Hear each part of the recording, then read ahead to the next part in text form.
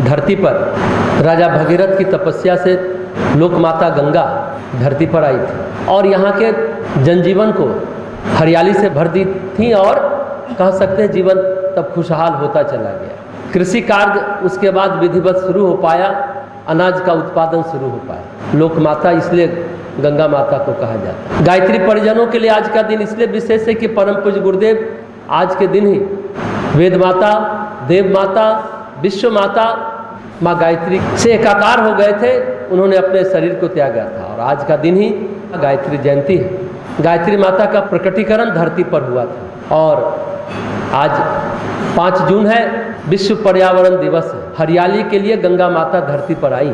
कितनी हरियाली बची है, कितने पेड़ पौधे बचे हैं, कितना ऑक्सीजन हम लोग को मिल पा रहा है, प्राणवायु, प्राण ऊर्जा मिल पा रही है, ये विचारने का विषय है। तो आज का दिन सचमुच गायत्री जयंती, गंगा दशहरा, पूज्य गुरुदेव का प्रयाण दिवस और पर्यावरण दिवस, यह सोचते हुए हम लोग आज कम से कम आत्मचिंतन और आत्मसमीक्षा भी करें कि क्या हम लोग इस काम को सही ढंग से कर पा रहे हैं। हम सबों के लिए सिर्फ पूजन कर लेना, अखंड जप में भाग ले लेना, शाम में पूर्णाहुति और दीप यज्ञ कर लेना, इससे क्या गायत्री माता और गंगा माता खुश हो जाएंगे, परम पूज्य गुरुदेव संतुष्ट हो जाएंगे।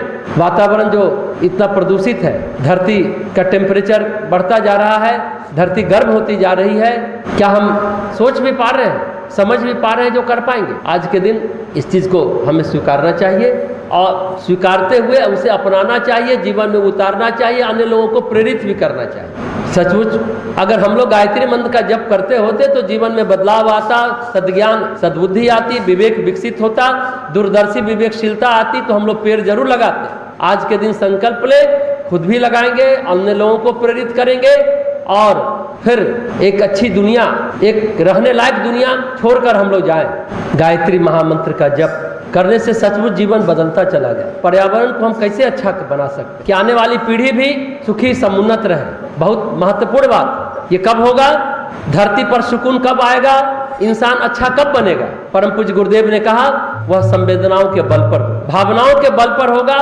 क्योंकि भावना, संवेदना सभी सद्गुणों की स्रोत है। कहते हैं ना, संवेदना की कोख से सभी सद्गुण जन्म लेते हैं और निष्ठुरता की कोख से सभी दुर्गुण जन्म लेते हैं। आज मानव निष्ठुर होता चला गया, इसलिए आज पूरे विश्व की, पूरी धरती की स्थिति इतनी खराब हो चुकी है। इसके लिए बहुत आवश्यक है, खासकर हम सभी गायत्री परिजनों की विशेष जिम्मेदारी है कि हम लोग एक अच्छा इंसान बने। कैसे बनेंगे? पूज्य गुरुदेव ने फिर कहा, इंसान तभी बदलेगा जब वह दूसरों के दुख, दर्द, पीड़ा, कष्ट, कठिनाई को समझेगा, महसूस करेगा, तो खुद वह बदलाव लाएगा। जो उन्होंने कहा, हम बदलेंगे तो युग बदलेगा, हम सुधरेंगे तो युग सुधरेगा। और उसका आधार उन्होंने गायत्री मंत्र को दिया। गायत्री महामंत्र अनादिकाल से गुरु मंत्र के रूप में विख्यात रहा। त्रिदेव ब्रह्मा विष्णु महेश सहित सभी देवी देवता से लेकर शंकराचार्य, माधवाचार्य, वल्लभाचार्य, दयानंद सरस्वती, सभी ने गायत्री मंत्र की उपासना से आत्मशक्ति को प्राप्त किया। सामान्यतः यह महामंत्र विशिष्ट कोटि के साधकों तक सीमित रहा, इसलिए सभी लोग गायत्री नहीं कर पाए। सद्बुद्धि, सद्ज्ञान, विवेक, दूरदर्शी विवेकशीलता नहीं आ पाई कि आने वाली पीढ़ी के लिए हम क्या, कैसी दुनिया छोड़ के जा रहे, दूरदर्शिता नहीं आ पाई, क्योंकि सभी गायत्री मंत्र से बिलग रहे। कुछ मुट्ठी भर लोग करते रहे।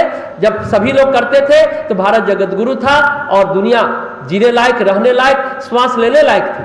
तब परम पूज्य गुरुदेव कह सकते इस वर्तमान युग में अवतरित हुए। महर्षि वाल्मीकि स्वरूप पंडित श्री राम शर्मा आचार्य जी ने गायत्री विद्या का साक्षात्कार किया और सभी लोगों के लिए सुलभ बना दिया। इन्हीं पूज्यपाद जिनका आज महाप्रयाण दिवस है, जिन्हें श्रद्धा पूर्वक हम लोग पूज्य गुरुदेव कहते हैं, कुछ लोग आचार्य श्री कहते हैं, गायत्री परिवार की स्थापना की और उन्होंने भी गायत्री मंत्र से प्रेरणा लेकर 21वीं सदी की गंगोत्री शांति कुंज हरिद्वार का निर्माण किया और पूरे देश में ही नहीं पूरे विश्व में जगह जगह पर गायत्री शक्तिपीठ की स्थापना की, ताकि शक्ति वहां से सभी लोग ले सके। शक्तिपीठ आकर के अनुप्राणित हो, प्राणवान बने, ओजवान, तेजवान, ऊर्जावान, शक्तिवान बने और दुनिया को रहने लायक बना, एक खुशहाल दुनिया बनाने की कोशिश करे। और जैसा उन्होंने कहा, नारा दिया, अपना सुधार संसार की सबसे बड़ी सेवा है। कैसे सुधार होगा?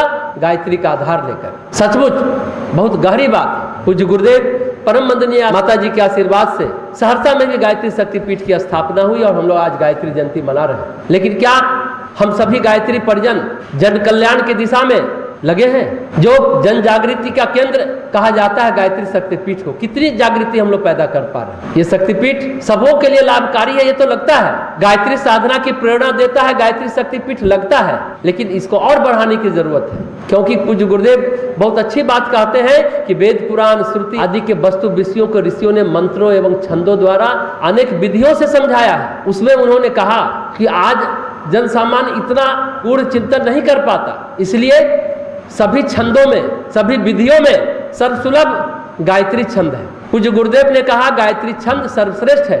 भगवत गीता में भी भगवान श्री कृष्ण ने इसे अपनी विभूति कहा। छंदों में मैं गायत्री छंद हूँ। जीव जगत तथा ब्रह्मांड के संबंध में जो कार्य कारण सहित प्रमाणित है तथा जिसमें जीवन सुंदर तथा उत्तम बनता है, उन्हीं तत्वों को शास्त्रों में क्या कहा गया? सत्य कहा और उसे स्वीकार किया गया। शास्त्रों में वर्णित प्रभु की परा और अपरा प्रकृति से उत्पन्न 24 तत्वों से ये महान मानव देह बना। गायत्री मंत्र में भी 24 अक्षर है, शरीर में भी 24 तत्व है, 24 ग्रंथियां हैं, 24 मुख्य केंद्र है। गायत्री छंद में भी जैसा हमने कहा 24 अक्षर है। प्रत्येक अक्षर के गूढ़ अर्थों द्वारा मानव के लिए सर्वोत्तम आदेश निर्देश है। दर्शन विशेष की पृष्ठभूमि में शब्दों के सामान्य अर्थ, भावार्थ आदि के परिप्रेक्ष्य में गायत्री महामंत्र की विधिवत उपासना करने पर ये सब हमारे सामने स्पष्ट होते चले जाते हैं।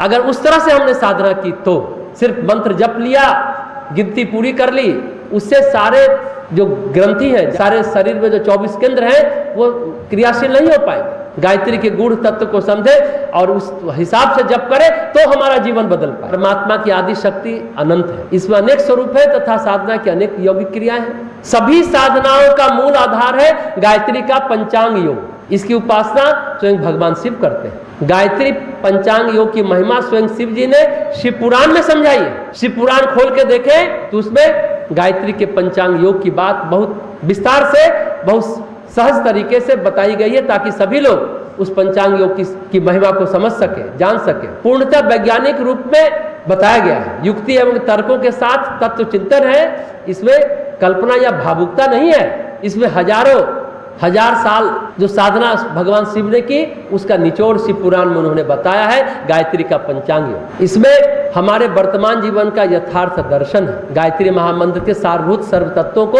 पूरी तरह समझकर गायत्री मंत्र का उपयोग करना कल्याणकारी है। तब हम सभी अपना भी कल्याण कर पाएंगे, अपने परिवार का भी कल्याण कर पाएंगे, अपने समाज का भी कल्याण कर पाएंगे, अपने राष्ट्र का भी कल्याण कर पाएंगे।